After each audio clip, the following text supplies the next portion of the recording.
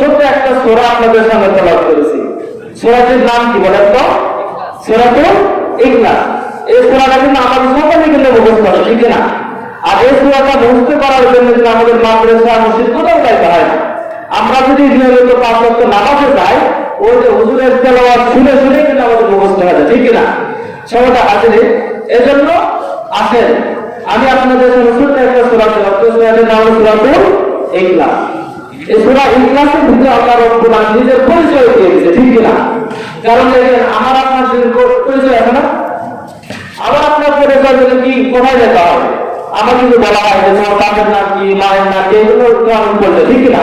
কিন্তু আল্লাহর বাপ আছে কিনা, মা আছে কিনা, এগুলো আমাদের জানা দরকার আছে না। আল্লাহ রাব্বুল আলামিন সূরা ইখলাসের ভিতরে শুরুতেই বলেছেন কুল হুয়াল্লাহু আহাদ। আল্লাহ বলছে বলো আমি আল্লাহ এক এবং অদ্বিতীয়। আল্লাহর কোনো কি শরীর আছে? আল্লাহ বলেন তো, তাহলে আল্লাহ পরিচয় দিয়ে দিচ্ছে যে আমি আল্লাহ এক এবং অদ্বিতীয়, আমার কোনো কি নাই, দুই নাই, ঠিক না? কারণ আল্লাহর বাপও নাই, আল্লাহ কি নাই, মাও নাই। তাহলে আমার আল্লাহ এক এবং অদ্বিতীয়, এটা যারা বিশ্বাস করবে না বুঝতে হবে তার ঈমান থাকবে না, ঠিক না? মুসলমান বন্ধুরা আমার খেয়াল করেন, আমরা সকলে কিন্তু আমাদের একটা পরিচয় আছে, কথা বলে দেখছিলাম। আমাকে যদি বলা হয় আমাদের এলাকার মানুষ কিন্তু বলতে অমুকের সন্তান, ঠিক কিনা? মুসলমান বন্ধুরা আমার কেমন ভাবে আপনাকে যদি কেউ পরিচয় জানতে চায় সর্বপ্রথম কিন্তু আপনার বাপের নাম কিন্তু আগে বলে, কথা বলেন ঠিক কিনা? যেমন ভাবে দেখেন আল্লাহ রাব্বুল আলামিন নিজেই তার পরিচয় দিয়ে দিতেছেন কুল হুয়াল্লাহু আহাদ। বলো আমি আল্লাহ এই কখন অদ্বিতীয়, আল্লাহর সাথে কোনো শিরক করা যাবে না, আল্লাহর কোনো দ্বিতীয় নাই। তার মানে যারা আল্লাহকে এক এবং অদ্বিতীয় বলে বিশ্বাস করবে বুঝতে হবে তাদের ঈমান ঠিক আছে, কথা বলেন ঠিক কিনা? অবশ্যই একটা জিনিস খেয়াল করে দেখেন, দুনিয়ার জমিনের ভিতরে যারা অংশীদার স্থাপন করে তার মানে বুঝতে হবে আল্লাহর সাথে শিরক করতেছে, কথা বলেন ঠিক কিনা? আর যে ব্যক্তি আল্লাহর সাথে শিরক করবে যতক্ষণ পর্যন্ত তওবা না করবে ততক্ষণ পর্যন্ত তার মাফ হবে না, কথা বলেন ঠিক কিনা? এই অবস্থায় যদি তারা মৃত্যুবরণ করে তাহলে বুঝতে হবে অবশ্যই ওই ব্যক্তি জাহান্নামে হয়ে যাবে।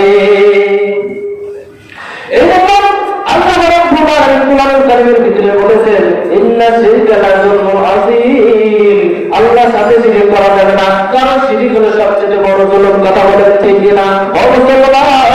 আপনাকে বলতে একটা জিনিস বুঝতে হবে, কারণ আপনারা কিন্তু সবাই স্ত্রীকে ভালোবাসি, কথা বলেন ঠিক কিনা? বাপকে ভালোবাসি কি বাসি না? এখন যদি আপনার স্ত্রীর সামনে গিয়ে আপনি যদি বলেন তোমার সাথে কেমন জানি অমুক মেয়েটাকে বেশি ভালো লাগে, বলেন তো আপনার স্ত্রী রাগ করবে কি করবে না? অবশ্যই কিন্তু রাগ করবে। মুসলমান যেমন ভাবে আল্লাহ রাব্বুল আলামিন আসমান বানাইলেন, আল্লাহ রাব্বুল আলামিন জমিন বানাইলেন, আল্লাহ রাব্বুল আলামিন সবকিছু আল্লাহ রাব্বুল আলামিন সৃষ্টি করলেন। এখন যদি আপনি বলেন যে আসমান বানাইছে দেবতা, আসমান বানাইছে হরি, এখন যদি আপনি এই যে অস্বীকার করলেন, বলেন তো আল্লাহর সাথে কি শিরক করা হলো কি হবে না? অবশ্যই আল্লাহর সাথে শিরক করা হলো। এই জন্য আল্লাহ রাব্বুল আলামিন কিন্তু বলেছেন যারা শিরক করবে এই অবস্থায় যদি কেউ মৃত্যুবরণ করে অবশ্যই সে জাহান্নামে হয়ে যাবে। এই জন্য আল্লাহর সাথে শিরক করা যাবে না। আচ্ছা বলেন তো এই যে দুনিয়ার জমির ভিতরে সবকিছু কার অধীনে চলে বলেন তো? আল্লাহর অধীনে চলে। এই যে দেখুন বাতাস, আল্লাহ যদি বলে যে 1 মিনিটের ভিতরে বাতাস বন্ধ করে দেবো, বলেন তো বাতাস দেওয়ার মানেটা কেউ আছে? আর কেউ নেই। এখানে আমরা যারা আছি আমরা এখান থেকে বাসায় যেতে পারবো, এরপরে গ্যারান্টি দিতে পারবো? এরপরে গ্যারান্টি আমরা দিতে পারবো না, কারণ সবকিছু পরিচালনা সবকিছু নিয়ন্ত্রণ কার অধীনে বলেন তো? আল্লাহর অধীনে, কথা বলে ঠিক কিনা?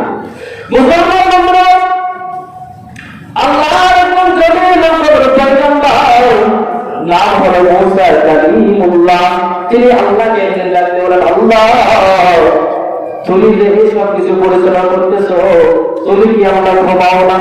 আমার আল্লাহ বলে মুসা রে আমি আল্লাহ ঘুমাই কি ঘুমাই না, তার আগে আমি তোমাকে একটা কাজ দেব, আর সেটা হলো তুমি 2টা গ্লাস তুমি নিয়ে থাকবা, এই 2টা গ্লাস নিয়ে তুমি রাখতে পারবা, দাঁড়িয়ে থাকবা।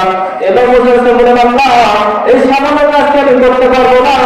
এবার আল্লাহ বলে ঠিক আছে তাহলে তুমি গ্লাস লয়ে দাঁড়িয়ে থাকো। এবার মুসা কালিমুল্লাহ 2টা পানি ভর্তি গ্লাস লয়ে তিনি দাঁড়িয়ে থাকতেন। দাঁড়িয়ে থাকতে থাকতে রাত যখন গভীর হয়ে যায় বলেন তো মানুষের ভিতরে তো আমরা আসে গেছে না, অনেক সময় কিন্তু আমরা দেখা যায় রাত্রিবেলা কিন্তু আমরা যখন দাঁড়িয়ে থাকি অনেক সময় ঘুমের কারণে তো না পারি, ঠিক কিনা?